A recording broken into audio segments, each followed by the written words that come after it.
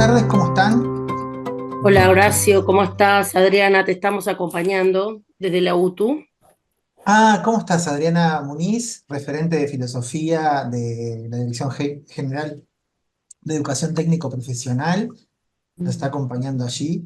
No te veía porque estoy viendo ahora que hay muchas personas Eh, conectadas, pero veo los que están, los que tienen la cámara, pero bueno, gracias por acompañar, Adriana, y también agradecemos al inspector de filosofía de la Dirección General de Educación Secundaria, Alejandro Villagrán, que también nos está acompañando, que también Hola, buenas tardes.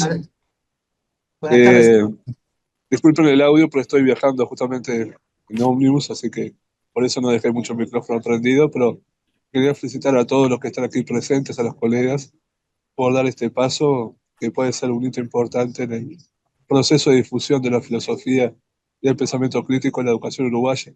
Capaz que no tenemos todavía real conciencia de lo que esto significa, pero es un gran paso para todos. Muchas gracias. Muchas gracias, Alejandro, por tus palabras. No sé si Adriana querés también decir unas palabras, ya eh, también te he visto que estás allí. no, simplemente decir que bueno, que nosotros desde la Dirección General de Educación Técnico Profesional, como ya te hemos manifestado, apoyamos toda iniciativa que de alguna manera brinde posibilidades o sean aperturas de trabajo para todo docente de filosofía y que filosofía esté presente también en las aulas de las escuelas. Por ahí nada más. Y buena Muchas tarea para todos.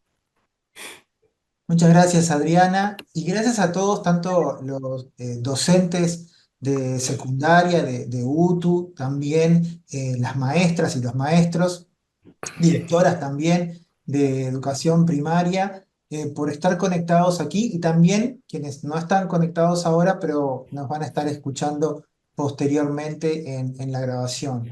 La verdad que para mí es una alegría realmente ser parte de este proyecto que no solamente potencia la filosofía, sino que también liga también dos niveles educativos que tanto tienen que ver y que tanto se pueden potenciar entre sí.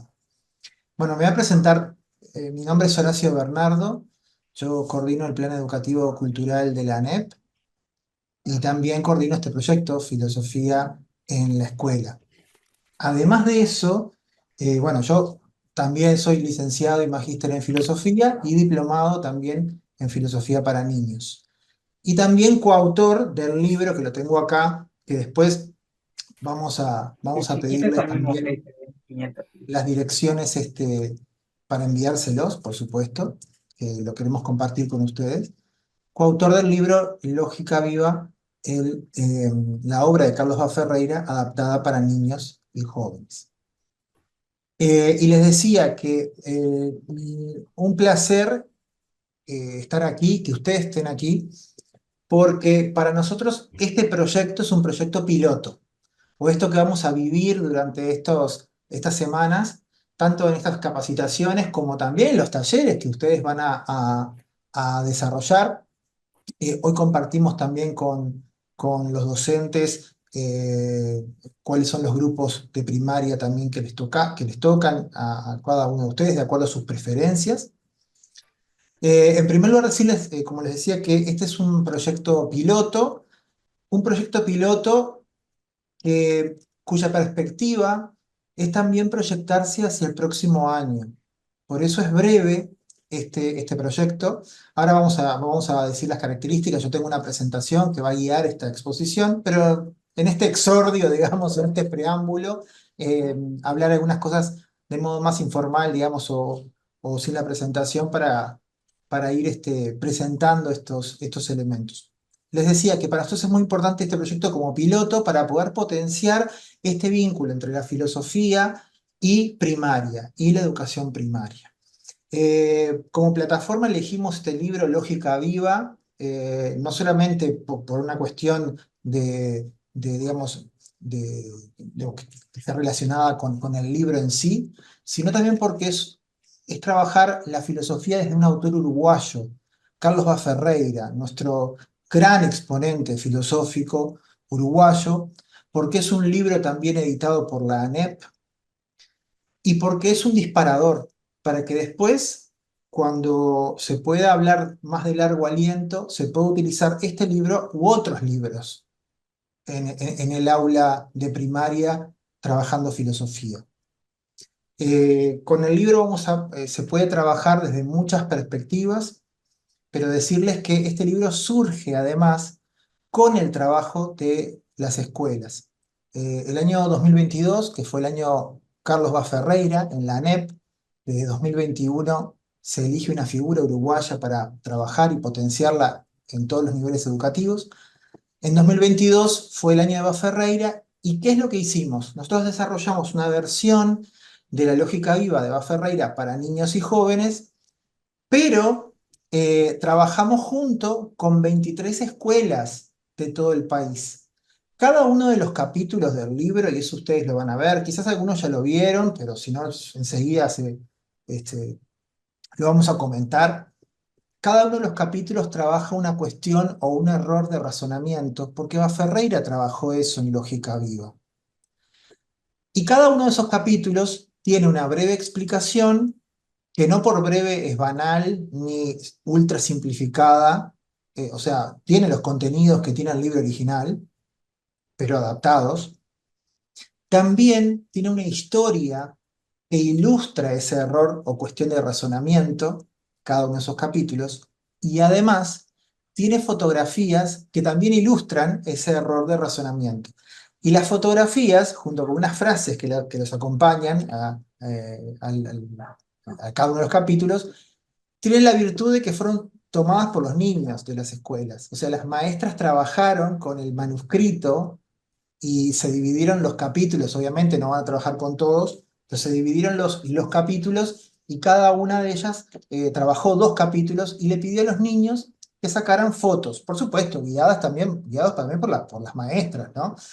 Y entonces cada uno de los capítulos también tiene fotos que permite trabajar. Por lo tanto, el libro permite trabajar desde lo teórico, desde lo narrativo y desde lo visual. Miren, les voy a mostrar después, más adelante en la presentación, yo les voy a mostrar el tema del libro, pero por quien no lo conoce, para no hacer tampoco un preámbulo, digamos, sin que no se sepa de qué es, estamos hablando de este libro.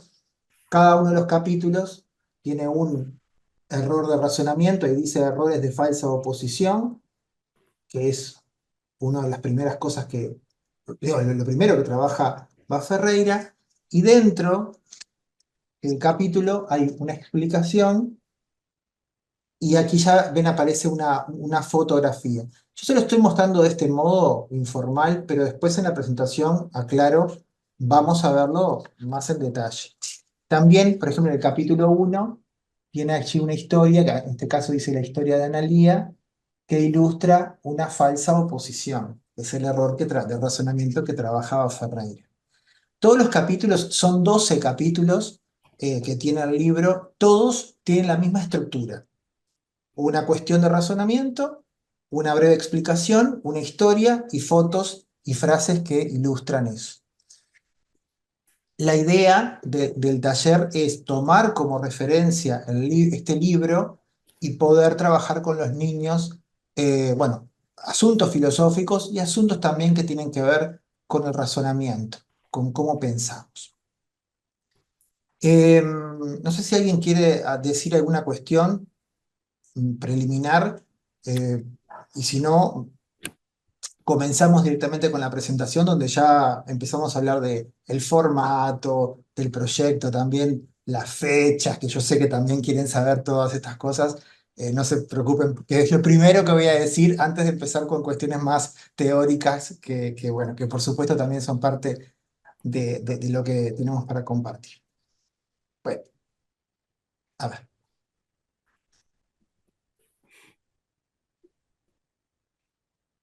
Ahí ven la presentación, un título que dice Filosofía en la escuela, herramientas de trabajo en el aula. ¿Se ve bien allí? ¿Sí? Sí, perfecto. Perfecto. Bárbaro. Entonces, vamos entonces a comenzar por el capítulo 1. Yo les voy a decir algo. En estos encuentros vamos a ver 3 capítulos, como si fuera un libro. Pero dentro de cada capítulo hay muchos elementos. Lo primero que vamos a ver son introducción y bases. Y dentro de este capítulo hay varios elementos o varios subcapítulos. Aspectos, en primer lugar, netamente introductorios, y luego dos cuestiones fundamentales que van a servir para todo lo que viene después, que hablan de tres dimensiones del pensamiento, de las cuales también mucho habla Matthew Lipman, que es el fundador de la filosofía para niños, y también tres niveles de preguntas, que eso van a servir muchísimo tener conciencia de esos niveles de preguntas para poder trabajar en el aula. Antes de iniciar, yo quisiera también destacar que varios de quienes están aquí también tienen conocimientos de filosofía para niños, de otras herramientas para trabajar filosofía en el aula de primaria, trabajo de pensamiento crítico, teoría pragmadialéctica, otras cuestiones que tienen que ver con pensamiento crítico desde otros abordajes, desde la psicología cognitiva, en fin, los aportes que ustedes quieran también realizar desde sus saberes, desde sus conocimientos, naturalmente que está abierto para que también puedan ser parte de todo esto, entendiendo que también hay personas que traen sus conocimientos previos a esta charla y que también a este proyecto también. Bueno, vamos con la introducción. Características del proyecto. Bueno, vamos a empezar por lo más práctico y lo más de base. La modalidad de trabajo es el trabajo de un tallerista, que es docente de filosofía, en el aula junto con un docente de educación primaria. Y el taller está dirigido a los niños, por supuesto, ¿no? El aula, digamos, se pone a disposición de los niños con quien se va a trabajar en el aula acerca de estos temas con base en el libro de la adaptación del libro de Carlos Ferreira. La cantidad de sesiones del taller, dado que es piloto, y por eso va a ser breve, van a ser 3 sesiones. 3 sesiones en el aula en formato presencial, pero eh, previo a esas 3 sesiones, la idea es que el tallerista y el docente de primaria, o sea, la maestra y el tallerista puedan tener un encuentro previo para que puedan también eh, determinar la modalidad de intercambio entre ambos docentes. Decirles que una de las modalidades es que el tallerista vaya al aula y desarrolle, digamos, el taller y que la maestra o el maestro sea, bueno, un factor, digamos, de apoyo dentro del aula y puede tener mayor o menor participación en función también de cómo coordinen ambos docentes esa participación. Quizás algunos maestros o maestras se sientan un poquito como que, bueno, como más como de un rol más de observador, o algunos quieren tener un rol más activo. Es muy importante que puedan, por supuesto, coordinar eso junto con el tallerista o la tallerista que vaya a participar. Por lo tanto, una primera instancia de coordinación previa, o sea, antes de arrancar el taller, y luego 3 sesiones, una por semana. Y salvo que ustedes pacten otra cosa en contrario, la idea es que sea a razón de una vez por semana, o sea, o el taller semanal, siempre a la misma hora.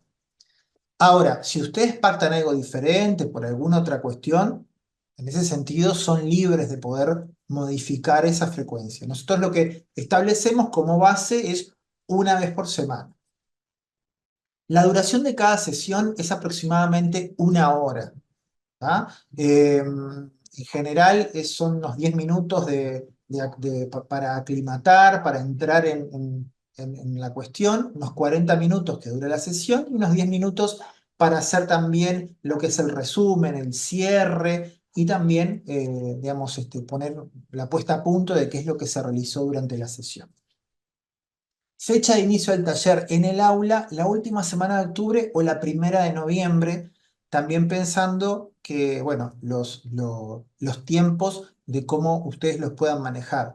Pero nosotros les pedimos que sea que el taller comience o la última semana de octubre o la primera de noviembre, también para poder no solamente que esté dentro del año lectivo, que esté dentro de la cuestión de clases antes de la finalización, digamos, muy sobre diciembre, en fin, no. Y también para poder hacer una evaluación nosotros, para poder consultarles a ustedes eh, cómo vivieron la experiencia, qué es lo que les resultó positivo y qué es lo que podemos mejorar. Porque la idea de esto es también dar digamos, un impulso a la filosofía en primaria, pero también digamos, tener información acerca de qué es lo que podemos mejorar para otras ediciones. Bueno, el libro de base ya les conté, Lógica Viva, la obra de Carlos Ferreira adaptada para niños y jóvenes. Y la planificación de las clases con base en el libro, el docente podrá planificar libremente de acuerdo a las herramientas. Nosotros vamos a hablar de una serie de herramientas que son posibles para trabajar, pero bueno, ahí ustedes tienen la libertad para poder planificar el taller como ustedes entiendan más adecuado y provechoso, también de acuerdo al grupo, en fin. Decirles que para los docentes de educación media, digamos, los talleres ya están, eso ya tienen la nómina de cuáles son los grupos asignados. A primaria todavía no le hemos dicho porque nos falta todavía ajustar 2 o 3 talleres entonces ya le pasamos toda la nómina al mismo tiempo de los talleres, digamos, los grupos junto con los talleres. ¿Tá? Pero está, digamos, la idea es que esté mañana ya, faltan solamente 3 talleres, confirmar el tallerista. ¿Hay alguna pregunta así operativa acerca de este aspecto que quieran ustedes plantear ahora?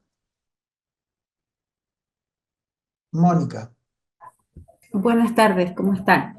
buenas tardes. Con respecto a la coordinación de los talleres con la docente del grupo, con la docente de primaria, esa instancia sí podemos hacerla por Zoom, podría ser a través de esta Sí, modalidad, ¿sí? sí, lo pueden Ay, hacer tanto presencial como por Zoom. Lo que no puede ser por Zoom es el taller con los sí, niños. sí, sí, sí, Eso es sí, en el sí, aula. eso sí lo entendí. Bárbaro. Era esa nada más la pregunta. Muchas gracias. Perfecto. Bien, si no hay otra pregunta, seguimos con las cuestiones generales. Bueno, algunas cuestiones también de base. Antes como preámbulo de todo esto. El primer aspecto que tenemos que tener en cuenta, disculpe, como suposición, como supuesto de bases, es que los niños tienen interés por la filosofía. A veces existe el prejuicio de que la filosofía es algo exclusivamente para adultos o que tiene un lenguaje tan complicado que en realidad la mente de un niño no puede captar determinadas cuestiones filosóficas. Acá las maestras me van a decir, obviamente van a decir que no, a todo esto que estoy diciendo, pero al mismo tiempo me parece importante aclararlo, que la suposición es que sí hay un interés filosófico y por eso toda la movida que tiene que ver con las diversas herramientas para trabajar con niños, lo filosófico, se basan en que los niños se hacen preguntas filosóficas aunque no sepan que son filosóficas. Y aquí yo puse en la presentación, también a los adultos nos pasa lo mismo. Las preguntas filosóficas generan interés y curiosidad, pero muchas veces no sabemos que son filosóficas. Entonces lo primero, y hoy vamos a ver acerca de lo que son las preguntas filosóficas, es partir de esa base. La filosofía no es algo que de por sí sea algo aburrido, naturalmente que hay que presentarlo de un modo que tenga que ver con el contexto de los niños, pero enseguida los niños comienzan a hacer preguntas, los famosos por qué, y esos por qué disparan hacia lo abstracto, hacia lo filosófico, y eso genera muchísimo interés en los niños. Como les decía, partir de lo cotidiano es importante, partir de lo concreto, pero no quedarse allí. Muchas veces las preguntas pueden ser muy puntuales, por ejemplo, no sé, qué sucedió en tal momento o qué característica tiene algo, pero a partir de ahí se puede escalar. Lo que no se puede hacer o lo que no es conveniente es partir de lo filosófico directamente, acerca de la realidad de los niños, de los juegos, de las redes sociales, de los videos, de la familia, de lo que observa en la naturaleza, en fin, las cosas que son parte de la realidad del niño es un disparador pero no para quedarse ahí. sino que un disparador para escalar hacia ese grado de abstracción que es natural en los niños hacerlo, bueno, nosotros también provocarlo. También decirles que es muy útil emplear historias, relatos, fotos, juegos, comunidad de indagación, que eso es algo que vamos a ver también, sin olvidar lo teórico. Y aquí hago una cuestión para evitar caer en una falsa oposición, que es el primer capítulo de Eva Ferreira, pero bueno, yo lo voy a utilizar. O sea, no tomar por opuesto algo que es complementario. Van a ver que en el trabajo de filosofía con niños hay muchas cuestiones prácticas, hay muchas cuestiones de dinámica, de juego, pero ojo, eso no tiene que quitar la parte teórica, o sea, explicitar lo teórico es importante. El hecho de que alguien esté razonando no implica que el niño sepa o pueda verbalizar eso teórico. Entonces, muchas veces el apoyo del docente al brindar herramientas teóricas también es importante y no se opone con todas las herramientas prácticas o los saberes que puedan surgir de los propios estudiantes. O sea, ojo de eso de no poner teoría y práctica, sino que complementarlo. Otra recomendación, algún aspecto general también en esta cuestión complementaria es dejar descubrir sin dejar de explicar. Muchas veces, a ver, podemos caer en dos cuestiones como antagónicas. La primera es como la clase expositiva, la clase magistral, ¿no? De una persona que habla y otros que escuchan. Este, y por otro lado, podemos caer en aquello de que no a la explicación, todo tiene que surgir de los propios estudiantes. Bueno, las dos cosas conviven y cuando utilicemos herramientas a través de fotos, a través de narraciones en el libro o a través de otras dinámicas, debates, comunidad de indagación, en fin, no olvidemos que aunque surjan conocimientos de los propios niños, también la explicación es necesaria para poder guiar y que realmente haya una complementación entre el docente y los estudiantes en el aula filosófica. Y no olvidar resumir al final, bueno, resumir no sé si es la palabra más adecuada, pero sí poner una puesta a punto, o sea, que tanto los estudiantes como los docentes puedan dialogar en conjunto sobre qué es lo que se acaba de hacer.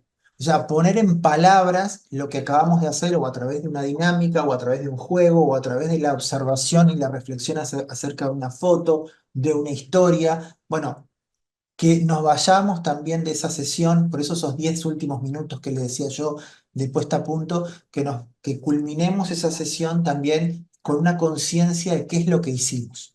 Bueno, eso es muy importante en la cuestión filosófica, como también en un aula en general, pero ya les digo, para que el aula de filosofía no sea simplemente algo que esté desconectado de algo más general, que es lo que también se busca generar en los niños, que es conciencia de esa reflexión, de esas actividades de pensamiento que se ponen en práctica en un aula filosófica. Bueno, aquí yo voy a repasar simplemente algunas cuestiones, pero no voy a profundizar, simplemente decirles algunas fuentes que ustedes, o sea, que tienen que ver con el trabajo de filosofía en el aula. Por ejemplo, filosofía para niños, que es digamos, un desarrollo que surge con Matthew Lipman, pero no solamente Lipman, sino que hay otros autores y autoras que trabajan este asunto y vamos a ir reseñando algunos de ellos. Tanto a nivel norteamericano, pero también en España, en Argentina, en México, hay muchísimas experiencias dentro de esta área. También la lógica viva, o sea, la propia teoría de Ferreira es un insumo importantísimo que puede ser trabajado con niños cuando se adapta, porque la lógica viva de Ferreira trabaja con ejemplos, muchísimos ejemplos de la vida cotidiana. Claro, la vida cotidiana de un señor de 1910. Por eso la adaptación es importante para poder traer al hoy eso que está vivo y que es tan nítido, digamos, cuando lo trabajamos. La teoría pragmadialéctica de la argumentación también es importante para poder trabajar herramientas de pensamiento. La hermenéutica, que es una corriente filosófica que habla sobre la interpretación. la ética de la argumentación, también fundamental, el pensamiento complejo, el pensamiento lateral y la psicología cognitiva confluyen, digamos, como insumos que nos van a dar determinadas herramientas para trabajar la filosofía en el aula. Naturalmente yo no me voy a poner aquí a desarrollar cada una de estas cosas porque no tendría sentido y además porque tampoco iría, digamos, a cuestiones prácticas que a mí me interesaría trabajar y que ustedes visualicen también cómo se relacionan en el aula. Horacio, discúlpame. Sí, ¿Sabes que no está pasando la presentación? Capaz que... ¿no está pasando? No, te aviso por las dudas. Ah, entonces vamos a ver. Qué lástima, porque, a ver, vamos a...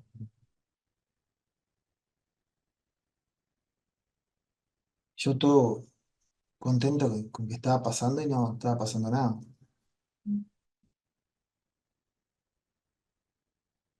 A ver, allí se ve introducción.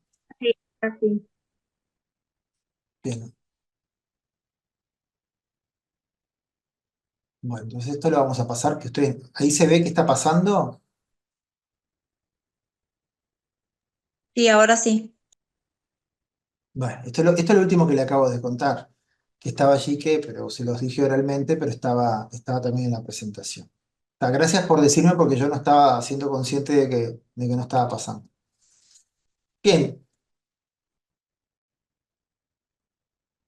tres dimensiones del pensamiento, que me parece, que creo importante, y esto también lo trabaja mucho Lippmann y otros autores que tienen que ver con lo que es filosofía para niños, y que tenemos que tener en cuenta que hay tres dimensiones o tres niveles: el pensamiento crítico y el pensamiento cuidadoso. Y que estos tres niveles están interrelacionados. Si bien nosotros en filosofía vamos a trabajar con mayor rigor el pensamiento crítico, y hay algunas autoras que señalan que no se puede enseñar pensamiento creativo y cuidadoso, solamente crítico. Algunos autores dicen que sí, en fin. Lo cierto es que diversos autores señalan las tres dimensiones como algo importante a tener en cuenta en un aula de filosofía con niños o para niños. El primer punto es el pensamiento crítico. Y para eso es importante definir algunos aspectos que tienen que ver con el pensamiento crítico o algunas acciones, digamos, que nosotros vamos a estimular dentro de un aula de filosofía con niños al estimular el pensamiento crítico. Lo primero y fundamental, de hecho que después de esto vamos a ver un capítulo específico sobre este tema, es el hecho de formular preguntas. La actitud filosófica por excelencia, más que responder cosas, que también, obviamente, buscamos respuestas, la actitud filosófica por excelencia es la de realizar preguntas. Y ustedes van a decir, bueno, pero preguntar es fácil. Bueno, no tanto, no siempre. Hay que ser consciente de la necesidad de realizar preguntas. Y lo primero, ¿saben qué? De que preguntar está bien. A veces la pregunta está asociada con la ignorancia o quien pregunta es porque alguna carencia tiene o algo que pueda hasta vergüenza, puede ser vergonzante. A veces en los niños tienen vergüenza de preguntar y a veces los adultos les digo que también. Lo primero es desmitificar la pregunta. Y porque formular preguntas es la base filosófica, el principio que nos permite entrar al diálogo filosófico. Significa, y allí lo puse en la presentación, desde el punto de vista práctico, cuestionar las cosas que ya sabemos, las opiniones de los otros y las opiniones propias, e incluso preguntar lo que no sabemos también. Pero aquí hice énfasis incluso en lo obvio. Nosotros en filosofía no hay nada que esté por sabido. Por ejemplo, si decís, ¿cuál es tu nombre? Bueno, una pregunta quizás obvia sería, bueno, pero ¿por qué las personas tienen nombre? Y alguien dirá, bueno, pero porque si no tienen nombre, no tienen cómo llamarse. Bueno, pero ya no es tan obvio. Cuando uno pregunta, ¿por qué las personas tienen un nombre? Bueno, eso ya es un traer a la pregunta presentar como algo, como una duda sobre cosas que quizás nosotros no nos ponemos a dudar en la vida cotidiana, aun cuando tienen que ver con la vida cotidiana, porque todo el tiempo estamos nombrando a las personas, también en las cosas, pero en este caso las personas. Pero también podemos dudar acerca de las opiniones de los otros, incluso de los maestros, pero también de los elementos que leemos, que vemos en las redes sociales, en las noticias, o que nos dice alguien por la calle, o incluso de nosotros mismos, porque nosotros cambiamos también. Entonces, la pregunta está siempre abierta y hay una, no sé si decirle una regla, porque, pero hay algo que es importante tener en cuenta, es que no hay nada que no se pueda preguntar. Ni siquiera si 1 más 1 es 2. No, no hay nada, porque quizás en otro sistema matemático 1 más 1 no es 2, es 27. Bueno, en el hecho de los números binarios, 1 más 1 no es 2, por ejemplo. ¿No? Entonces, eso es importantísimo. Implica una actitud dispuesta a crear preguntas nuevas o a dudar incluso de lo que no teníamos dudas, pues pensábamos que había respuestas obvias. Entonces, lo primero es esto, la libertad de preguntar sin límites. Es fundamental para cultivar el pensamiento crítico y una actitud filosófica. ¿Ah? Esto es cualquier elemento filosófico aparece en esas dudas, digamos, que uno diría, bueno, pero ¿qué sentido tiene preguntarse eso, no? La pregunta más general que puede hacer alguien en filosofía es la pregunta por el ser. O sea, vieron que siempre decimos, ¿qué es, no sé, el amor? ¿Qué es una taza? ¿Qué es una persona? Bueno, pues si alguien pregunta, ¿qué es? El verbo es, o sea, el verbo ser, digamos, ¿qué significa eso, no? ¿Qué es el ser? Bueno, esa es la pregunta más abstracta o más general, pero es la pregunta que uno nunca se preguntaría, porque uno siempre se hace preguntas de qué es algo, no qué es el propio verbo ser, que es el que te sirve para preguntar qué son las cosas, ¿no? Bueno, a ese nivel, yo no digo que la filosofía con los niños tenga que ir exactamente hacia ahí, pero les digo a ustedes que no hay pregunta tonta, obvia o ridícula que impida cuestionar. Y esa es la libertad, uno de los fundamentos de la libertad filosófica. Y esa libertad, experimentarla con los niños es precioso también porque ellos también tienen mucha libertad cuando se genera un ambiente adecuado. El segundo punto importante para trabajar el pensamiento crítico es explorar o encontrar puntos de vista, respuestas o posturas posibles ante un problema o una pregunta. Por ejemplo, imaginemos que planteamos una pregunta, ¿no? Decimos, bueno, ¿siempre hay que respetar las reglas? ¿O la gente siempre razona bien?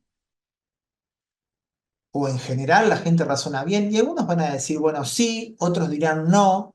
Cada una de esas respuestas posibles a una pregunta le vamos a llamar un punto de vista. Acá me estoy basando también en esta teoría pragmadialéctica de la argumentación, que le llama punto de vista a las posiciones posibles. Pero sacándole las palabras complejas, digamos, sobre estas cuestiones, lo que me interesa señalar desde el punto de vista del pensamiento crítico es que una vez que determinamos las preguntas, las posibles posturas que podemos adoptar para responder son distintos puntos de vista. ¿Todos los puntos de vista son válidos? Bueno, plantear cualquier punto de vista es válido, pero todos son igualmente potentes argumentativamente. Y bueno, no, si no decimos, ¿qué forma tiene la Tierra? Imagínense una pregunta más científica. Y bueno, algunos dirán es redonda, otros, no sé, es ovalada, otros dirán es plana. Bueno, los puntos de vista que uno puede tener sobre esa pregunta son muchísimos, pero no todos son iguales de, digamos, de verdaderos en ese sentido, en este caso de correspondencia con los hechos. O si uno dice, ¿qué es la amistad? Ya yendo a una pregunta más filosófica. Bueno, las posturas pueden ser muy diversas, pero no por eso todas deben ser igualmente potentes desde el punto de vista argumentativo. Ahora vamos a ver el siguiente paso. Encontrar puntos de vista quiere decir que una vez que planteamos preguntas, es tentar distintas respuestas que nos pueden servir para contestar esas preguntas, para intentar empezar en ese diálogo para poder encontrar esas respuestas posibles. Significa, desde un punto de vista práctico, acá ahora estoy leyendo la diapositiva, construir o considerar perspectivas sobre un asunto puesto en cuestión o una pregunta. Ante una pregunta, pensar qué respuestas posibles puede haber más allá de lo que nos convenza más a nosotros. Esto es importante. Al trabajar el hecho de que pueda haber distintos puntos de vista, también es una enseñanza desde el punto de vista filosófico, en el sentido de que más allá que yo tenga una postura previamente, no sé, ¿existe Dios? Sí o no, o ¿existe la justicia o la amistad es lo mismo que el amor? Sí o no.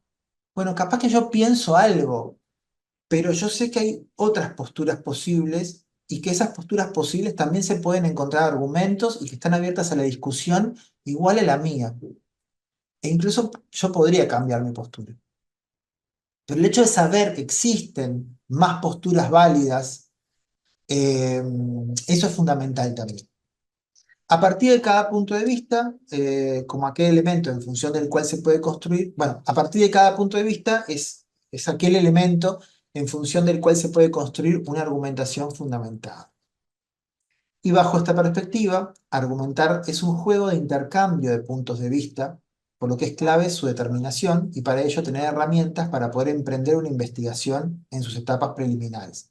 Para decirlo en términos más sencillos, es necesario poder encontrar distintos puntos de vista también para poder argumentar y poder intercambiar pareceres, sobre todo cuando hay diferencias de opinión. El tercer punto de vista, yo no sé si hay alguna pregunta que alguien quiera hacer hasta este punto o va quedando todo claro de distintos elementos que No, tienen que... va bien, muy claro, profesor. Muchas gracias. Bien, cualquier cosa, si algo no queda claro, díganme y yo explico, no sé, o vemos el asunto. Pero bueno, si está todo bien, me quedo tranquilo, entonces sí, sigo. Tercer punto también de trabajo de pensamiento, ¿perdón? Todo súper claro. Bárbaro. Tercer punto, dijimos la pregunta como primer elemento fundamental del pensamiento crítico. Segundo, el tema de los puntos de vista, de las distintas perspectivas. Tercero, la argumentación. Y en este libro, Lógica Viva, que parezco un vendedor mostrándolo así, pero en este libro es muy importante también el hecho de la argumentación. De hecho, les cuento algo, miren, Bas Ferreira escribió este libro en 1910. Y Ferreira no viajó mucho al exterior. De hecho, fue a Brasil y Argentina y no mucho más. Por lo cual, su obra no fue conocida demasiado en Europa y en Estados Unidos, centros, digamos, de, de difusión, digamos, de la cultura a nivel mundial, o por lo menos a nivel occidental. Pero recién en los años 60, 70, cuando entra el auge o empieza a haber un auge de la argumentación y la retórica, digamos, como algo serio, como algo que se vuelve a considerar de un modo muy potente, recién ahí se descubre a Baferreira y hay autores que lo descubren a Baferreira como precursor. Entonces, el hecho de argumentar, pero no la lógica, vieron como los silogismos, esa lógica más matemática, no, la argumentación en la vida real. Todo ese trabajo de Ferreira recién fue reconocido 50 años después, cuando ya Ferreira había muerto, porque Ferreira murió en el 58. Entonces, cuando hablamos de argumentar, es algo fundamental para estimular el pensamiento crítico y también muy importante dentro del libro que nosotros proponemos también para estos talleres, breves talleres de filosofía en la escuela. Argumentar significa, en términos prácticos, ahora leo la diapositiva, crear razones e identificar razones a favor o en contra de un punto de vista. Yo puedo decir que la justicia existe o que, por ejemplo, si fuéramos inmortales seríamos desgraciados. Imaginen que yo me ponga a decir algo así. Pero no basta que yo lo diga, que yo enuncie mi punto de vista. Yo tengo que decir por qué considero que eso es así. Y esa tarea de argumentar, de decir, bueno, yo creo que seríamos infelices si fuéramos inmortales, porque llegaría un punto en que no tendríamos más nada que aspirar. Podrían pasar 1000 años, 50.000 años, 2 millones de años, pero ya estoy dando una razón. O podría decir, si fuéramos inmortales seríamos infelices porque la Tierra no es inmortal, la Tierra se va a morir, el Sol también, nos quedaríamos flotando en un espacio negro que no tenemos nada para hacer y sufriríamos mucho. Ya decir eso es dar cuenta, es dar una razón de por qué yo creo, en este caso, de que si fuéramos inmortales seríamos muy infelices. ¿Sí? Pero eso es muy importante y lo separa de la mera enunciación. Hay veces en que nosotros decimos cosas y ya creemos que por decirlas son lógicas y que las otras personas lo van a entender y que está bien así, pero no. El pensamiento crítico no significa enunciar algo o desmontar una pregunta, sino desmontar una pregunta, tentar una respuesta y decir por qué yo creo que eso es así. Para dar razones, hay muchísimas formas de dar razones, pero algunas de ellas son las más comunes, que son las que aplicamos en la vida cotidiana. Una de ellas es dar ejemplos, ¿no? Si yo digo, bueno, creo que la gente es feliz, podría decir, bueno, mi papá es feliz, mi mamá es feliz, o yo soy feliz, o sea, poner ejemplos, ¿no? Eh, mencionar hechos, datos, cifras o las opiniones calificadas, o sea, lo que dijo alguien que sabe mucho sobre ese tema. O pensar las consecuencias positivas o negativas, ¿no? Eh, por ejemplo, uno podría decir, bueno, ¿deberíamos permitir hacer cualquier cosa dentro de la clase? Y alguien podría decir, bueno, sí, y otro podría decir, no, no, no deberíamos permitir hacer cualquier cosa dentro de la clase, porque si lo permitiéramos, podrían pasar cosas negativas como, qué sé yo, que alguien le tire una cartuchera a alguien y le pegue en la cabeza, qué sé yo. O alguien podría decir, sí, deberíamos permitir que pase, hacer cualquier cosa en la clase porque eso le permitiría que cada persona sepa, no sé, sea libre y que pueda experimentar su libertad.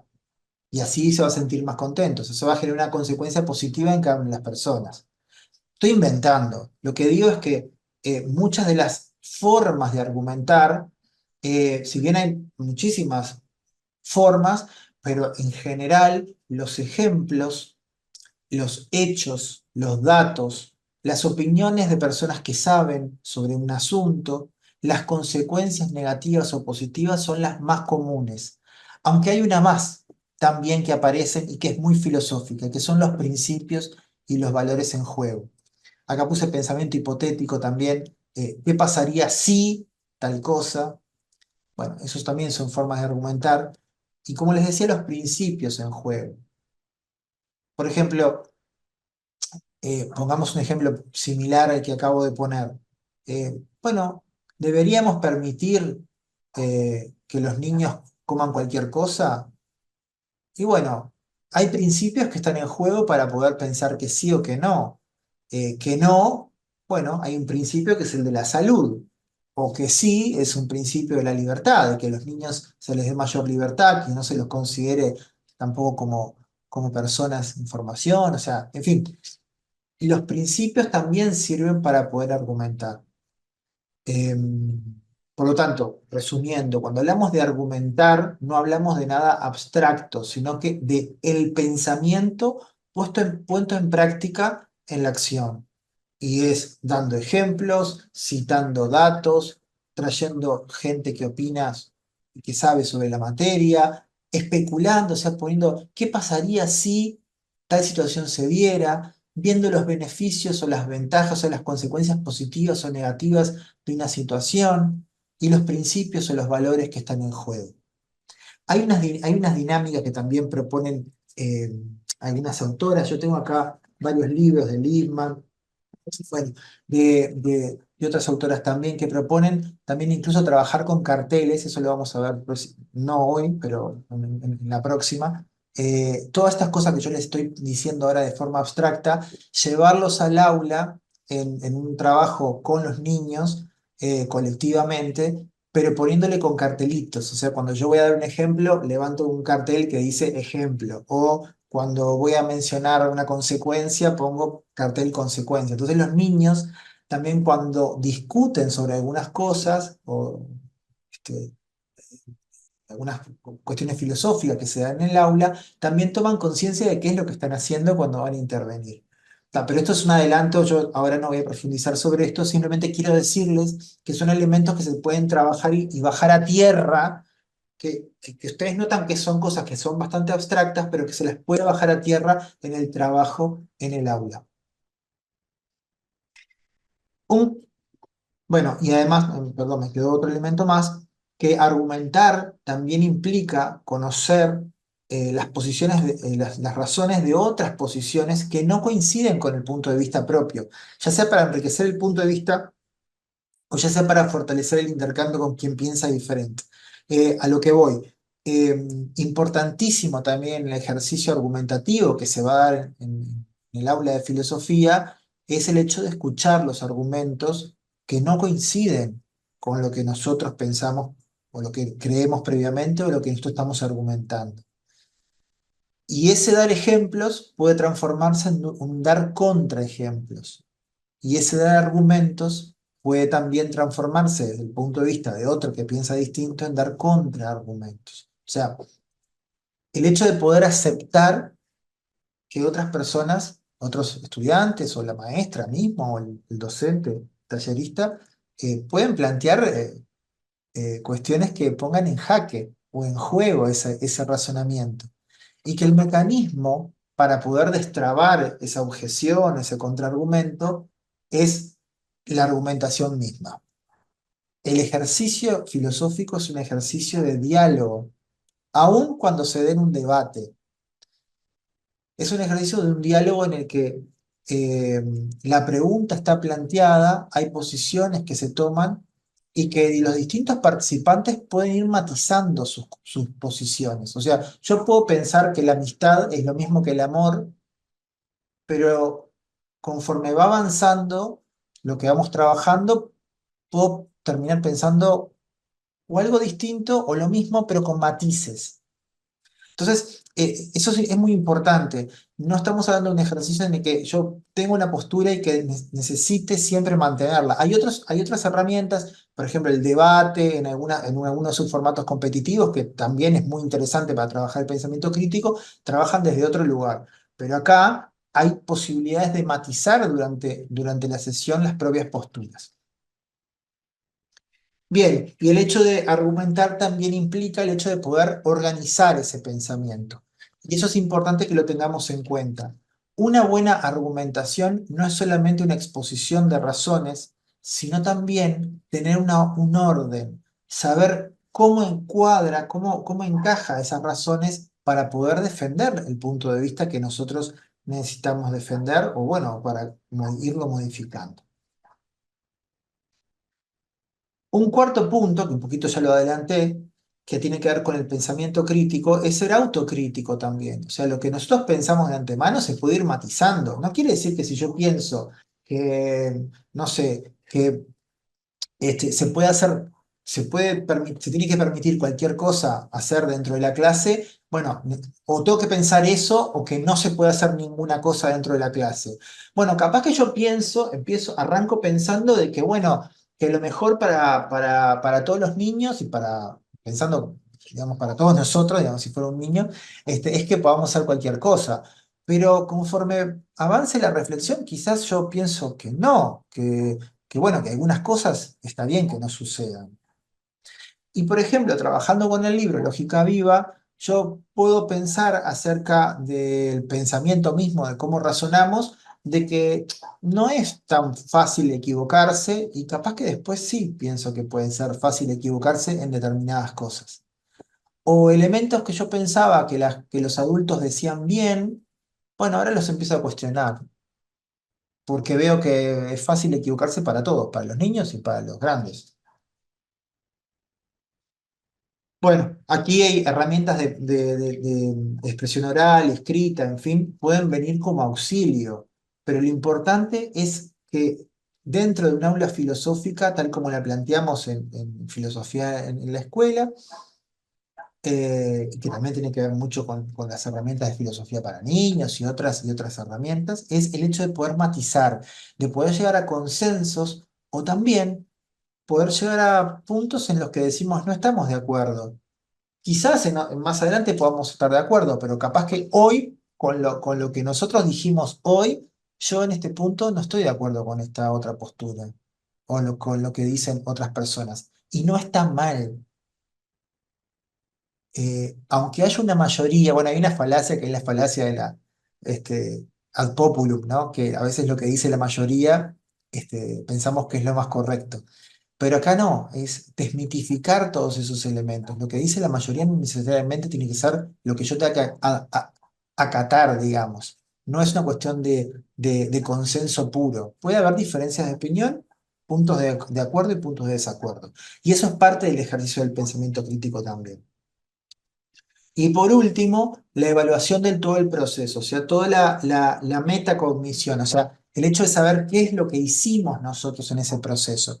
Por eso les decía que en esos ejercicios en los que se le pone un nombre o un cartel a los propios procesos de argumentación, poner un ejemplo o argumentar o especular, digamos, o poner una hipótesis, en fin, es muy importante que los niños sepan qué es lo que están haciendo.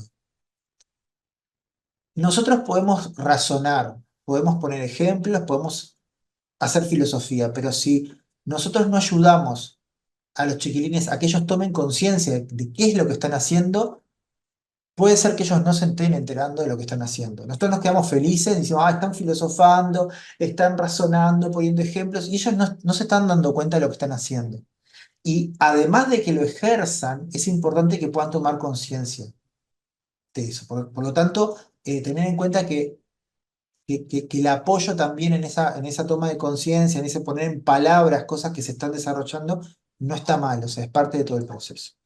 Bueno, entonces, evaluar todo el proceso es parte del pensamiento crítico, significa en términos prácticos fortalecer el punto de vista fundamentado o corregir sus errores, vicios, y también tener conciencia de algunos errores de razonamiento, falacias. Falacias son razonamientos que parecen que son correctos, digamos que están bien construidos, pero que encierran algún tipo de error o a veces un tipo de trampa, digamos, se llaman sofismas cuando son falacias pero con intención de trampa. Pero bueno, en la vida existe eso también. Entonces, el tener conciencia de cuáles son las falacias, los sesgos cognitivos y una ética de la argumentación, eso es muy importante para poder evaluar el proceso y también, eh, también el marco de un diálogo democrático, un diálogo que también esté acorde, digamos, bueno, poder escuchar distintas posiciones. En el libro Lógica Viva, todo el trabajo de esta metacognición, de este poder tomar conciencia de esos procesos que tienen que ver con el ejercicio del pensamiento crítico es fundamental, porque Bá Ferreira se dedicó justamente a hacer una filosofía del error, de cómo evitar los errores de razonamiento para que una persona común y corriente pudiera razonar bien o razonar mejor. Es una de las primeras cosas que dice en el libro original de 1910 y que también está conservado en este libro de filosofía adaptado para niños y jóvenes. Bien, y decirles también que el pensamiento crítico, como el pensamiento en general, es tomado desde tres puntos de vista, es tomado como diálogo. Yo aquí puse algunos comentarios acerca de la lingüística, pero más allá de lo que esté escrito, se los digo oralmente. El pensamiento se da a través del lenguaje y el lenguaje está hecho, si ustedes reflexionan, está hecho siempre para hablar con alguien más, aun cuando seamos nosotros mismos, porque cuando hacemos esa introspección de hablar con nosotros mismos, hacemos esa ficción de como si nosotros nos desdobláramos en dos. El pensamiento es dialógico por la forma del lenguaje o por la función del lenguaje en sí misma. Y desde Ferdinand de Saussure, Wittgenstein y otros filósofos, sobre todo en el siglo XX, todas estas ideas cobran mucho interés. Por lo tanto, el pensamiento crítico siempre es un diálogo, pero eso no quiere decir que haya siempre gente, otra gente. Por supuesto que la filosofía en el aula muchas veces se trabaja de un modo colectivo, pero no necesariamente está condenada, digamos, o obligada, esa sería la palabra, obligada a hacer un ejercicio colectivo.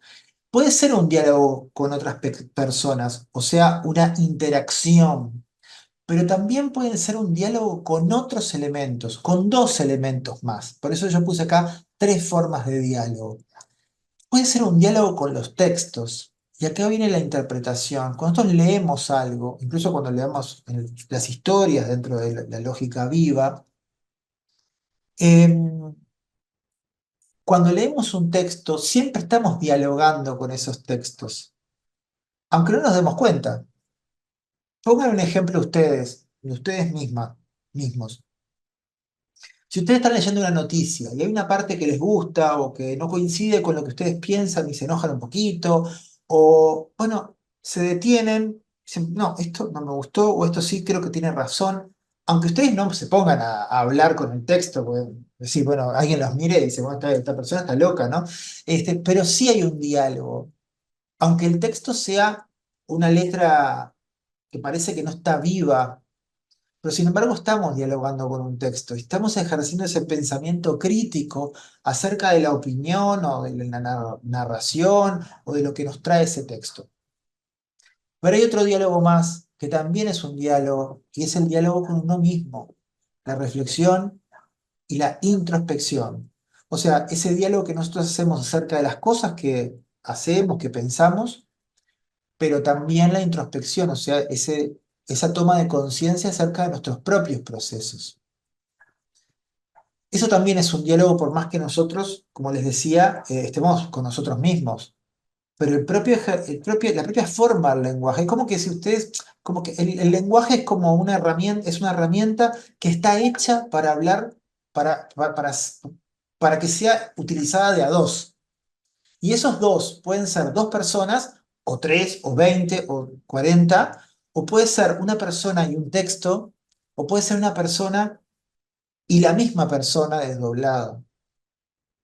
Entonces, siempre el diálogo, lo dialógico, es parte fundamental de lo que es el pensamiento crítico y el pensamiento en general, aun cuando no estemos con otras personas. No confundir diálogo con colectivo en general. Muchas veces sí hay herramientas en filosofía, en el aula, con niños, en fin, que es un trabajo colectivo, pero también el trabajo de cada individuo, de cada niño con los textos, consigo mismo, también es un ejercicio que está bueno considerar, que es importante considerar como ejercicio el pensamiento crítico. ¿Hay alguna pregunta sobre pensamiento crítico específicamente de lo que acabamos de decir, o algo que ustedes digan, bueno, esto como baja a tierra? Todavía no hablamos de dinámicas específicas ni de estamos en términos generales, pero me interesa muchísimo que todo esto ustedes puedan verlo también en el trabajo como algo que se puede bajar a tierra también. Por más que todavía no hablamos de dinámicas específicas, concretamente estamos en estos elementos. Bueno, están mucho silenciosas ahí, pero bueno, Va bien, sí. Por ahora ninguna pregunta. ahí está. Bien, bueno, perfecto. Vamos entonces la segunda dimensión del pensamiento tal como lo estamos trabajando aquí, en sintonía también de cómo se trabaja dentro de filosofía para niños. Y la segunda dimensión es el pensamiento creativo. Y bueno, vamos a él, vamos a ver algunas herramientas o de qué estamos hablando con pensamiento creativo, ¿no? Acá yo puse la imagen de una nena que junto con uno de de los dibujos sobre Petrona Viera, que el año pasado fue el año dedicado a Petrona Viera, y hubo un concurso de dibujos que nosotros organizamos y se presentaron 8.000 dibujos. No saben lo que fue recibir todo eso, pero divino, o sea, precioso. Y bueno, puse una fotito allí de uno de los dibujos. Bueno, cuando hablamos de pensamiento crítico, no, perdón, creativo, estamos en esta segunda dimensión, hablamos de varias cosas que se pueden trabajar. La primera es la imaginación. Y la imaginación consiste en la representación mental de aquello real o ideal, pero también de la transformación. Me quedó creo que mal redactada la frase. O sea que consiste en la representación, pero además también de su transformación. Y existen muchas herramientas para trabajar la imaginación, no solamente el arte, que obviamente es una herramienta importantísima, pero cuando nosotros lo bajamos a un aula de filosofía, que es lo que estamos hablando acá, tenemos otras modalidades para verlo, ¿no? Por ejemplo, podemos transformar en imágenes un concepto abstracto. Imagínense la paz. Y si yo les digo La Paz, me imagino que se imaginarán una paloma. No sé, por el tema de Picasso, por el tema de que la paloma se ha convertido como un ícono, digamos, de la paz, ¿no? O si le hablo, no sé, esclavitud, capaz que piensan en cadenas. No sé si están pensando en eso. Simplemente estoy como dando ejemplos de lugares comunes, de cosas que en nuestra cultura se han ido asociando, digamos, con determinados conceptos abstractos. Ahora bien, nosotros podemos trabajar la imaginación y trabajar lo filosófico desde por ejemplo, o sea, llevar a la práctica a través de imágenes, de dibujo, de juego, de una postura corporal, lo que fuera, pero poner en otro lenguaje algo que es abstracto, para después reflexionar desde ese lugar, desde esa puesta en concreto de esa cosa abstracta. O si hablamos de la amistad, ¿cómo, cómo dibujar la amistad sin dibujar amigos, por ejemplo? ¿Cómo dibujarías?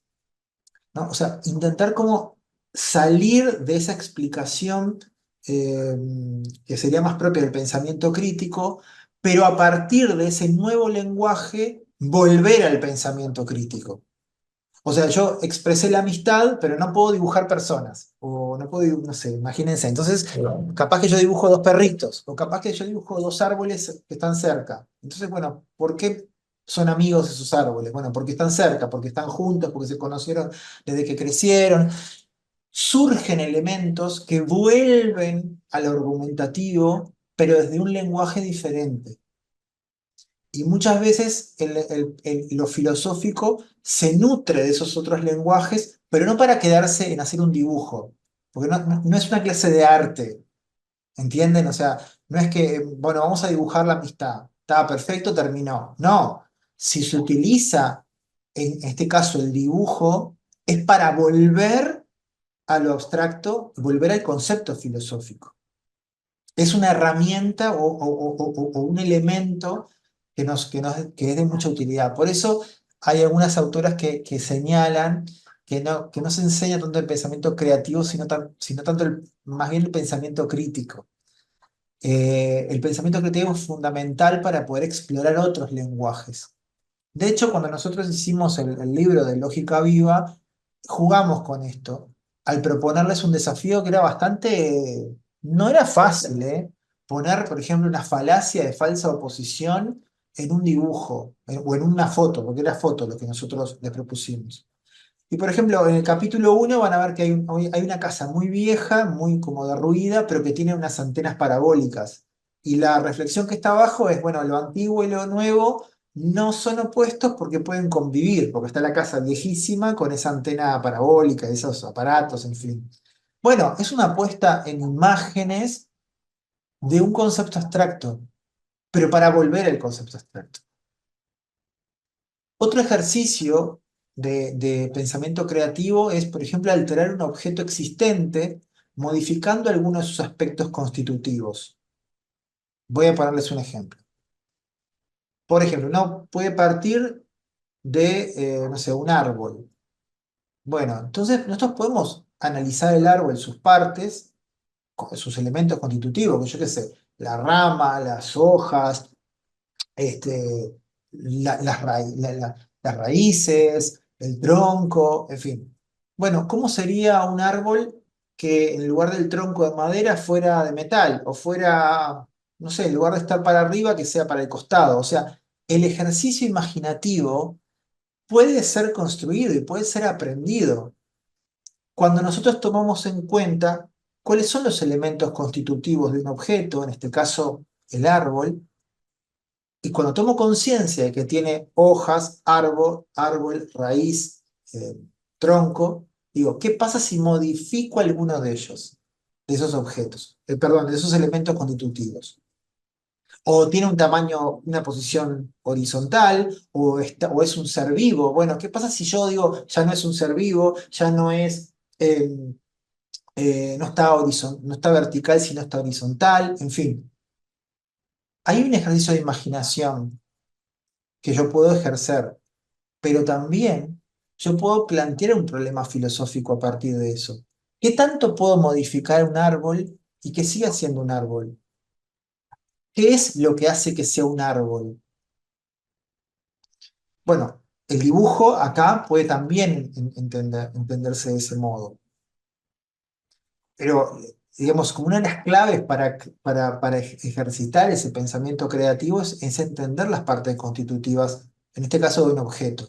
Pero si habláramos de algo más abstracto, por ejemplo, no sé, de la amistad o de la paz o, no sé, del pensamiento. Yo podría llevar el pensamiento, no sé, podría llevar como algo, un dibujo, como les dije anteriormente, pero podría decir, bueno, ¿de qué se compone el pensamiento? De ideas, de tal cosa, bueno, y si no hubiera ideas, y si no hubiera, sería pensamiento. O sea, el ejercicio de descomponer sus elementos y poder ir modificándolos es el ejercicio de pensamiento creativo, pero que te lleva también a lo filosófico cuando vos lo trabajás desde el punto de vista que algo que es filosófico. Y los niños también se entusiasman con esas cosas porque, claro, es como algo que vos podés, es como un juguete, ¿no? O sea, ya el pensamiento es ideas más imaginación, más recuerdos. Entonces, bueno, si le saco los recuerdos y si le pongo más de esto, entonces, como una especie de mezcolanza que vos podés jugar con eso. Estás jugando con algo súper abstracto, pero a través del pensamiento creativo. O crear un objeto o ser con piezas dispersas o inconexas también. En este caso sería como juntar varias cosas, como hacer el experimento de cómo se juntarían varias cosas, incluso abstractas, también a través del pensamiento creativo. Un punto importante que también es interesante, yo lo voy a pasar rápidamente, pero dentro de lo que es lo filosófico es bien interesante, es la metáfora, porque la metáfora es una fuente inagotable de creación. Y la poesía, ya no, ahora no me voy para el dibujo, sino más bien para la creación poética, es una fuente de creación en el lenguaje. Se dice que el lenguaje es un repositorio de metáforas muertas. Esto no es para que les digan a los niños, digamos, pero digamos, para, si los cuento a ustedes. Y la forma de crear en el lenguaje muchas veces es a través de la metáfora. Y la metáfora consiste o el ejercicio de crear metáforas, consiste en unir dos cosas que aparentemente no tienen nada que ver. Y les voy a decir una clave para que ustedes vean lo fácil que es crear metáforas. La metáfora es una comparación a la que le sacamos el marcador de comparación, o sea, el cómo o el parece que, ¿no? Si yo digo, las carreteras son tantas y tan mezcladas que parecen como si fueran redes. Bueno, ahí es una comparación, estoy comparando las carreteras con la red. Pero si yo le saco todo lo que el elemento de comparación, podría decir, las carreteras son redes. O sea, uní dos cosas que no tienen nada que ver. La carretera por un lado y una red, que puede ser una red de pescar, que puede ser una red, no sé, una media de red, qué sé yo, no sé, una red, cualquier red, ¿entienden? Entonces, y cuando yo llego incluso a decir la red de carreteras, ya es una metáfora que es parte del lenguaje, pero en algún punto a alguien se le ocurrió comparar una serie de carreteras con una red. Y por eso la metáfora es una fuente importantísima del pensamiento creativo, cuando nosotros tomamos conciencia de que también podemos jugar con metáforas. Eh, Jugar en el sentido,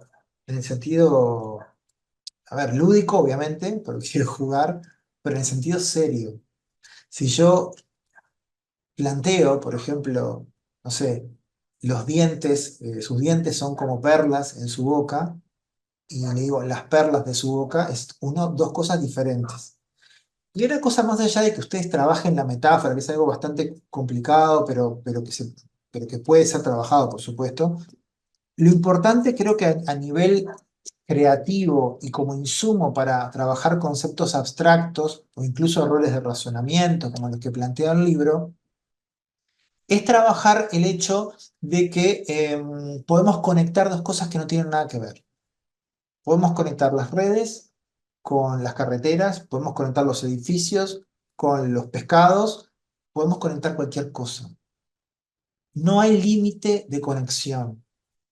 Y eso es otra libertad del pensamiento, que cuando nosotros entendemos que es posible, que no hay límite, obviamente podemos decir cosas que son graciosas. Yo digo, no sé, los edificios tienen forma de pescado, qué sé yo, capaz que me da gracia porque es un divague, se me acaba de ocurrir. Pero no hay límite de conectar cosas. Y por eso surgen también los nuevos inventos, las nuevas teorías, los nuevos pensamientos. Y eso es importante también destacar en un aula donde la pregunta es libre, donde el pensamiento es libre. No es una libertad digamos, porque sí. Es una libertad porque la pregunta te permite sacar de lo obvio aquello que parecía obvio, porque la metáfora te permite conectar aquello que parecía que no se podía conectar. Y lo más interesante de todo es que pueden salir cosas buenas, o sea, cosas que vos decís, te hacen pensar. Y entonces el pensamiento creativo también se vuelve filosófico en ese sentido. Y lo tercer aspecto que quiero destacar, y también tiene que ver con el libro, porque el libro trae relatos, es el relato. No solamente que los niños creen relatos, sino que también que visualicen cosas a través de un relato. Voy a leer lo que puse ahí en el PowerPoint. El relato permite poner en ejercicio la imaginación, incorporando la dimensión temporal diacrónica. Permite imaginar, ponerse en los zapatos del otro, vivenciar emociones de un modo seguro. O sea, cuando trabajamos un relato, lo importante es pensar que eh, podemos también materializar cosas que son abstractas. En el libro nosotros lo que vamos a ver es el hecho de que, por ejemplo, como les decía, errores de razonamiento se materializan, ¿no? O sea, la falsa oposición, ¿no? Que si ustedes lo miran desde el punto de vista teórico, significa que cuando nosotros nos confundimos y pensamos que dos cosas son opuestas, cuando en realidad no son opuestas o quizás son complementarias. Y una de las cosas que sucede en la historia de Analía es, dice, bueno, ¿qué preferís? ¿Que la maestra sea inteligente o que sea buena? Creo que no es exactamente así, y si no es así, tiene un matiz. Y bueno, naturalmente uno podría llegar a contestar, bueno, prefiero que sea inteligente para que me enseñe más, o prefiero que sea buena para que me haga pasar con más notas, en fin, y que no tenga que estudiar tanto. Pero en realidad la respuesta es que las dos cosas se pueden dar al mismo tiempo, que puede ser inteligente o puede ser buena, o incluso puede ser exigente y puede ser buena. Pensamos que dos cosas son opuestas cuando en realidad no lo son o pueden ser complementarias. Y en las historias surgen esas cosas que nos pueden permitir trabajar con los niños, esos errores de razonamiento que son los que planteaba Ferreira, pero que nosotros también ayornamos al público, digamos, a los niños, sin banalizar, y eso lo quiero aclarar, no es que porque sea para niños y jóvenes es algo que es un folletín, o sea, de hecho el libro tiene un asiento son como 190 páginas, pero cada capítulo es breve, o sea, permite trabajar cada capítulo independientemente, pero sí llevándolo a un lenguaje también que pueda ser trabajado. Y la última dimensión es el pensamiento cuidadoso, que trabaja varias cosas. Primero, el pensamiento con otro, la dimensión ética, o sea, el pensamiento es con otros, o en el caso de la introspección, las consecuencias de nuestros pensamientos también impactan en otros. O sea, ese cuidado que hay, ese respeto, esa escucha, esa consideración hacia el pensamiento de otra persona, hacia las posiciones de otras personas, aun cuando nos parezcan que son una bobada. Bueno, hay un cuidado, hay una cuestión ética en ese diálogo filosófico, en esas preguntas que nosotros planteamos en el aula. Pero también hay una afectividad. Hay quien dice que la afectividad es argumentativa cuando encuentra justificaciones racionales. O sea, yo puedo sentirme conmovido por algo y eso también puede ser parte de de algo, de un pensamiento crítico, un pensamiento argumentativo, cuando yo logro verbalizar el por qué eso me conmueve de algún modo. O sea, no está desligado el pensamiento, lo argumentativo de lo afectivo. Ahora bien, que yo sienta algo no es razón en sí, sino que puede ser un insumo para que yo explore otras razones o explore otras perspectivas. También la valoración, la dimensión axiológica, o sea, los principios que están dentro del pensamiento, están dentro del pensamiento cuidadoso, y también los principios que puede sostener otra persona. Y finalmente el pensamiento y la acción. El pensamiento no está desligado de la acción, ni está desligado del contexto, ni está desligado de cómo yo me relaciono con ese contexto. Entonces ese cuidado eh, es también un relacionarse con los otros, un relacionarse con la afectividad propia, relacionarse con el contexto, con la acción. O sea, un pensamiento que siempre está ligado y que siempre es dicho, elaborado desde algún lugar y considerando también el lugar que tienen los otros. Esto quiere decir que no caer en un relativismo. No es, bueno, como yo lo pensé es válido, o como yo siento cosas es válido. No, el juego argumentativo es importante porque yo puedo sentir muchas cosas o pensar algo y no tener fundamento ninguno. Y quizás otra persona piensa otra cosa y tiene muchísimos fundamentos. Bueno, ese pensamiento está más fundamentado que el mío, pero sí un respeto de que cualquier postura merece ser planteada, aun cuando esa postura no tenga razón. O sea, que después no se caiga por su propio peso porque no tiene argumentos. O sea, nadie va a ser condescendiente con una postura que no tiene argumentos. Pero sí el hecho de que hay una libertad de plantear. ¿Hay alguna pregunta acerca de estos tres? ¿O todo queda claro o es que ya se durmieron? Tipo, bueno, les voy a Claro. No, comentar. está bastante claro. Está. Les voy a comentar Está bien, sí. con bastante, un poquito bastante, intentar ser ágil para no pasarme me quedan pocos minutos, pero no quiero terminar de este capítulo, digamos, esta sesión, con hablarle de algo fundamental, que son los niveles de preguntas. Recuerdan que cuando hablamos del pensamiento crítico, yo les dije que uno de los primeros elementos y que es la actitud filosófica por excelencia es el hecho de preguntar. Bueno, al trabajar en una aula filosófica, nosotros tenemos que estimular la pregunta, pero ojo, hay distintos tipos de preguntas y a veces lo que nos puede pasar es que cuando, por ejemplo, planteamos una pregunta sobre un tema específico, nos podemos quedar trancados. Entonces, estos tres niveles de preguntas que yo les voy a comentar es un poquito para cómo trabajar y cómo hacer que las preguntas escalen hacia preguntas filosóficas. Para eso tenemos que saber que hay tres niveles de preguntas. Bueno, no sé si hay tres niveles de preguntas, pero en este esquema, digamos, conceptual, este planteo práctico, planteamos tres niveles de preguntas, que son las siguientes. Las primeras son las preguntas concretas. Vieron que yo puse ahí una rayita vertical, quiere decir que, bueno, que esto va a seguir para arriba. Bueno, no lo saben, pero yo les voy a contar que va a seguir para arriba. Va a aparecer dos niveles más y ahí se van a completar los tres niveles.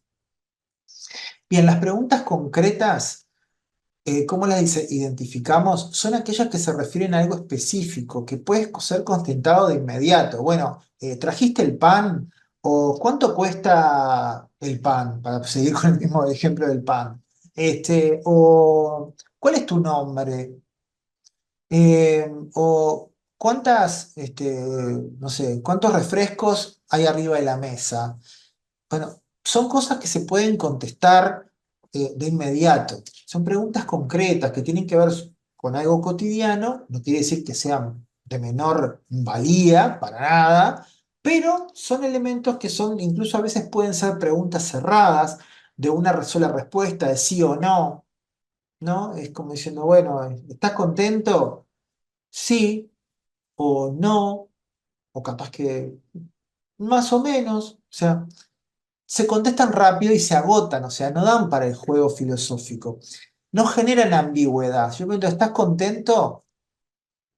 Por más que, a ver, si uno lo piensa, es decir, preguntarle a alguien si está contento abriría un mundo de ambigüedad inmenso, porque ¿qué significa estar contento, no? Pero tal como está hecha la pregunta, o sea, es concreta. ¿Estás contento o no? ¿O contenta o no? Y vos me vas a decir sí o no, más o menos, porque nunca está planteado nada más que el hecho práctico de que vos me contestes cómo te sentís en ese momento, nada más. Eh, y tiene muchas veces un fin práctico o informativo, ¿no? ¿Qué día es hoy? O, no sé, incluso en la pregunta está más emocional. ¿Estás contento o estás contenta? Bueno, es un fin informativo, pero a priori no da como para ir más allá de eso.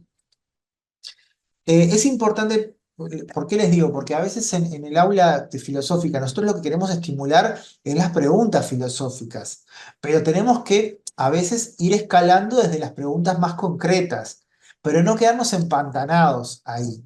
Entonces, lo primero que yo quisiera que ustedes tuvieran presente en la mente es que hay un tipo de preguntas que son muy concretas, que se agotan ahí. No nos da mucho juego filosófico para poder seguir para escalando.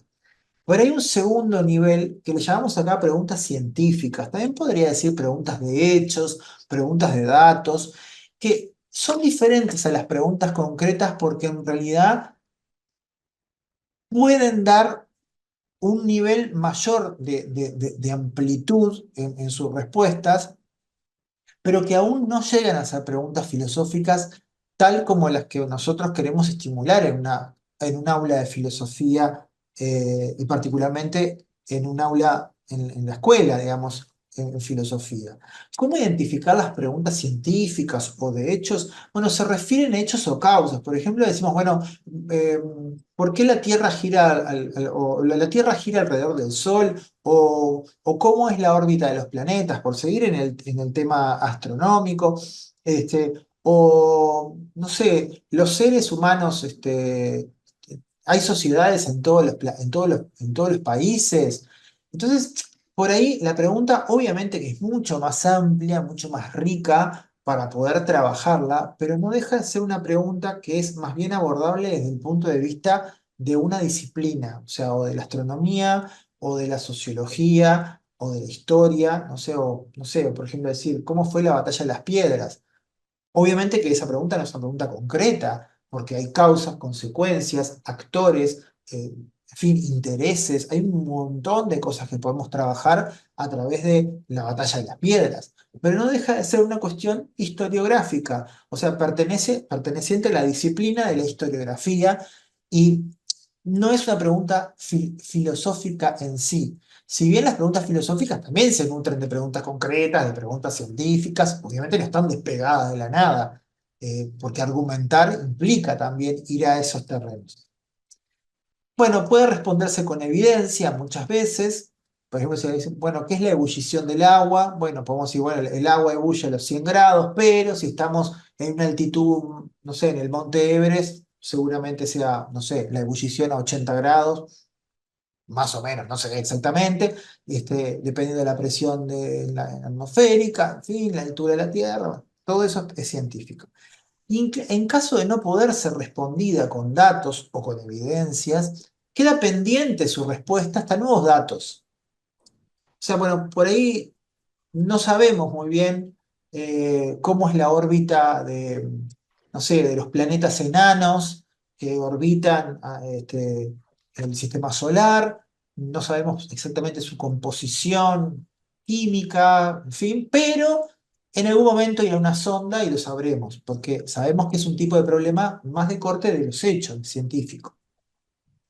Ahora bien, hay un tercer tipo de preguntas y esas que son las que nos interesa también como desarrollar, sin desmedro de las otras, pero no quedarnos en las otras, son las preguntas filosóficas. ¿Y cómo identificar algunas preguntas filosóficas? Bueno, por ejemplo, algunas preguntas filosóficas son sobre el ser de las cosas. Atención, no se asusten ahí, sobre todo la gente que no está más en filosofía. Cuando hablamos del ser de las cosas, es qué es X, qué es algo, ¿no? Si nosotros preguntamos qué es, si nosotros decimos, bueno, qué es la amistad, o qué es la vida, o qué es lo justo, son problemas filosóficos porque intentamos definir algo. Pero es algo que no es que definimos algo y buscamos en un diccionario de la, no sé, de la Real Academia, o en Wikipedia, o en un diccionario especializado de una disciplina. Si yo pregunto qué es la amistad, y bueno, puedo buscar en el diccionario amistad, y algo voy a encontrar, pero no es eso lo que nosotros estamos preguntando cuando preguntamos qué es la amistad. Entonces, hay un tipo de preguntas filosóficas que se zafan de lo que es lo concreto o incluso lo científico, porque no es qué es un planeta, y uno podría decir un planeta es una formación rocosa que tiene determinado tamaño y que cumple una órbita. No sé, estoy inventando una definición, ojo, que yo no sé nada de exactamente de planetas, más allá de lo que puede saber una persona normal, común. Pero si yo hablo de amistad, yo ahí entro en un diálogo porque más aun cuando pueda encontrar definiciones de psicología, de elementos en el diccionario, se da el diálogo porque es algo sobre lo cual puede haber distintas posiciones y sobre el cual el diálogo no está cerrado, porque aun cuando haya teorías psicológicas que te definan qué es la amistad, la pregunta queda abierta. Y si bien en la ciencia, sobre todo quien conozca algo de epistemología sabrá que las respuestas científicas nunca son definitivas del todo, pero en un determinado momento siempre hay un consenso. Es decir, bueno, la órbita de tal planeta es así, y por ahí capaz que después se descubre que no. Pero aun cuando alguien te diga la amistad es tal cosa, o lo justo es tal cosa, o la experiencia de vivir es tal cosa, siempre queda abierta esa pregunta. Siempre está la posibilidad de dialogar, de pensar. Y los niños no son menos cosa para entrar en ese juego de diálogo y de reflexión. Entonces hay un primer punto de esas preguntas que son esas preguntas por el ser. ¿Qué es tal cosa? Pero que no es específicamente científica.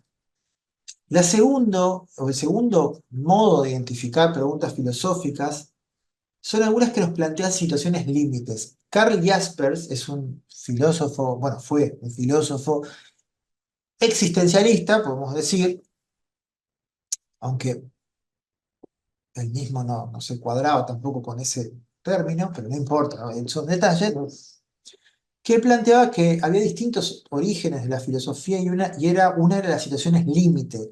Pero por situaciones límite no se imaginen, por ejemplo, uy, me están por, no sé, por robar y tengo que salvar a, no sé, a mi mamá, a mi esposa, y de una cosa límite en sentido de una tragedia.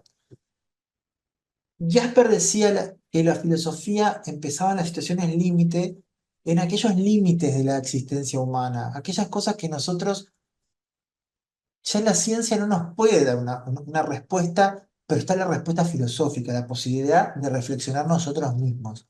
Y hay elementos en los cuales siempre hay límites y podemos especular y crear preguntas filosóficas que son muy ricas. Por ejemplo, el tiempo.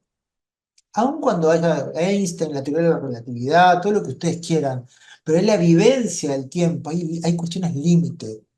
no solamente preguntar qué es el tiempo, sino por qué el tiempo va hacia adelante, o por qué no podemos volver el tiempo hacia atrás, por qué no podemos vivir sin tiempo, o incluso si preguntáramos cosas temporales acerca de por qué no podemos vivir todo el tiempo posible, ¿no? El- eternamente, en fin. El tiempo es algo que para los seres humanos de su vivencia le marca límites. No puede vivir fuera del tiempo, no puede vivir para atrás en el tiempo, siempre para adelante, siempre para adelante. La experiencia es siempre la misma. Y eso es un límite para el ser humano y eso le genera preguntas filosóficas. ¿Por qué hay tiempo? ¿Por qué experimento el tiempo? ¿Por qué la gente envejece? ¿Por qué me voy a morir? Eso sería otra pregunta más de la existencia, pero vinculada con el tiempo. Le impone al ser humano el tiempo, esa situación límite que no puede dejar atrás. El espacio, ¿por qué todas las cosas ocupan un espacio? Y si ocupáramos todo el espacio posible, y si pudiéramos no ocupar ningún espacio, el otro. ¿Cómo saber exactamente qué siente otra persona? Hay una situación límite para un ser humano y es la imposibilidad radical de no, de saber, o sea, la imposibilidad de saber qué es lo que piensa exactamente alguien, qué es lo que siente otra persona. Entonces, la pregunta filosófica ante el otro siempre está presente porque hay una situación límite. Yo no puedo saber y adivinar exactamente a otro que es igual que yo.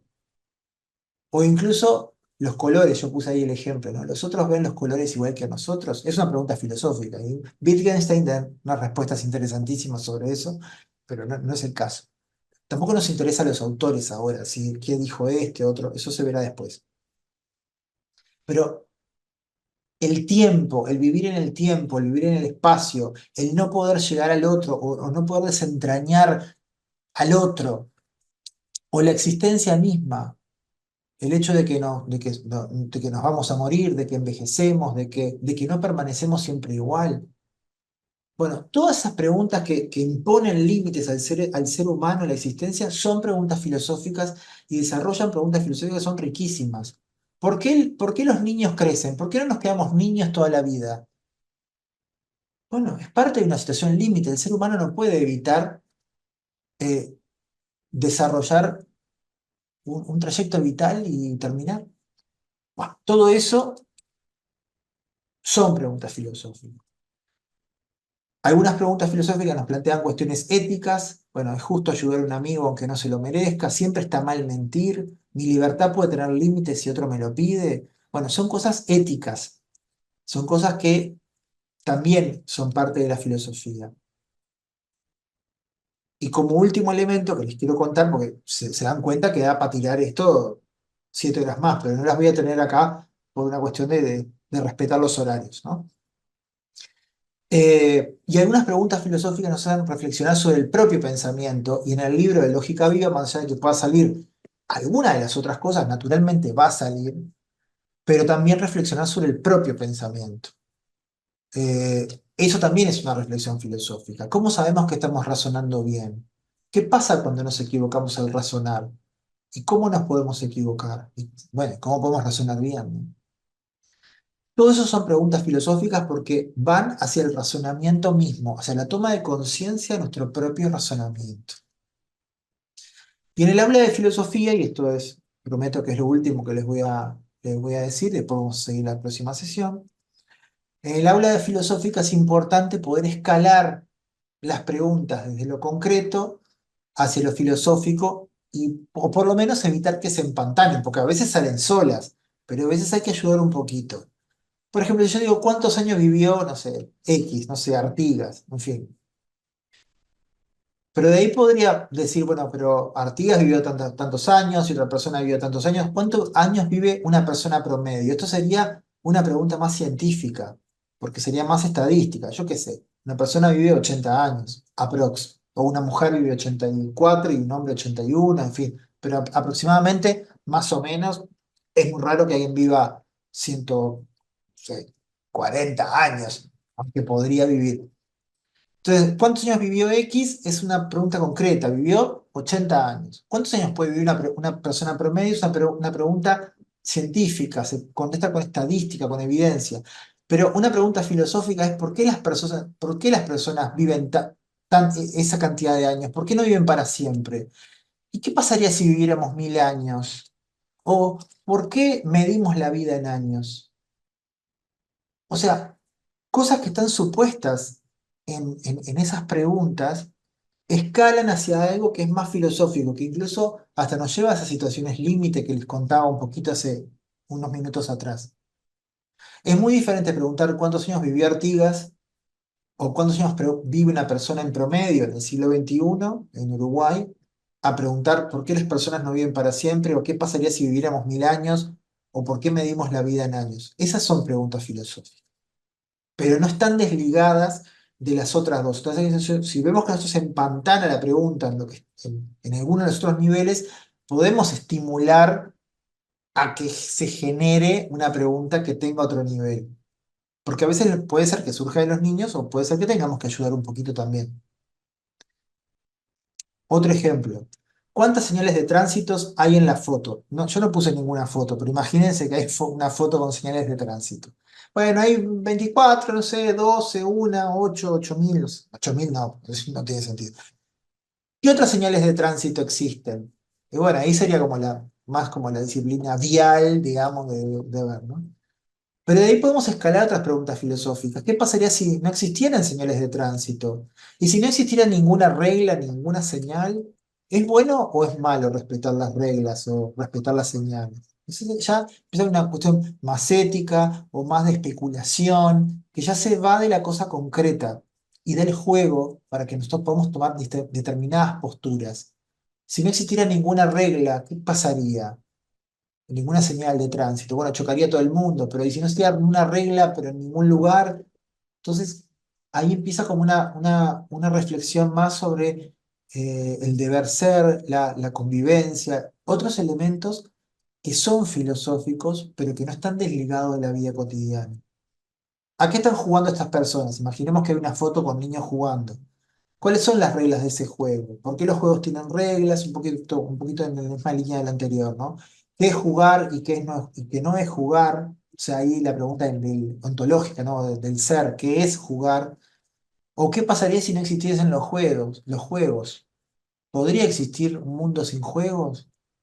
Bueno, todo eso ya nos dispara hacia otro lugar. Y bueno, y ese fue el final del primer capítulo, si fuera una novela esto. Eh, y bueno, ya estamos en tiempo también, así que simplemente quiero, si alguien tiene alguna duda o alguna consulta, no sé si en el chat, a ver si, dejar de compartir, no sé si en el chat hay algunas preguntas que yo no estuve contestando. Bueno, algunas, ¿por qué no somos eternos? Perfecto. No sé si hay alguna duda o algún comentario que alguien quiera hacer o algo que, no sé, que... Horacio, Sí, yo acá, sí, Rosario. Rosario. No, te quería hacer una pregunta porque ahí en la última, cuando estabas hablando de los niveles de preguntas, y ibas como subiendo en esos escalones, ¿no? De lo más simple a lo más complejo, había una flecha al costado que no solo era ascendente, sino que también era descendente. ¿Eso qué significa? ¿Que la pregunta más abstracta retroalimenta a la concreta? ¿O no entendí la flecha descendente, digamos? Sí, sí, sí, sí. La flecha descendente quiere decir que no, por más que vos te vayas a la abstracción, vos podés volver a los ejemplos de la vida cotidiana y podés ir cambiando de nivel. O sea, que te hayas ido a la pregunta de qué es jugar, no quiere decir que vos no puedas volver a los ejemplos de juegos concretos de ellos, en fin. Pero vos volvés, pero con la conciencia de que estabas de que llegaste a ese nivel. Pero no quiere decir que ahora no puedas hablar de un juego concreto o que los niños no te pueden contar lo que hicieron ayer, porque ellos también están, o sea, está intentando como también meterse en ese juego desde su lugar y puede ser que te cuenten algo. Lo que vos no podés hacer, o bueno, no, podés hacer lo que quieras, digo, lo que no estaría bueno es quedarse anclada a un nivel, por ejemplo, concreto, pero, o sea, vos tenés en cuenta que vos podés tener la cintura o deberías tener la cintura de poder irte manejando, pero no perder ni que vos tenés que llegar a algo filosófico, algo que pueda llegar a ese nivel de reflexión pero que no, por eso no se pueda poner ejemplos concretos, a que los niños te contaran lo que ayer pasó, que alguien estaba jugando y no sé cuánto, y que no respetó las reglas. Buenísimo, pero tal cosa. Entonces vos vas manejando, vas haciendo que eso no, ni censurar, digamos, la opinión, porque nuestro papel no es estar censurando de alguien que diga bien o que diga mal, pero sí estar guiando de que el diálogo pueda tener un contenido filosófico a lo largo de la sesión. Que después vamos a ver las herramientas, las vamos a ver la semana, no, el miércoles, dentro de 2 días. Bueno, entonces si no hay otras preguntas, o no sé, entonces dejamos por aquí este primer capítulo y el miércoles nos vemos de vuelta a las 7 de la tarde. Bien, muchas gracias, un Perfecto. placer, muchas gracias. Que pasen Gracias. bien. Hasta luego. Gracias. Gracias. Gracias.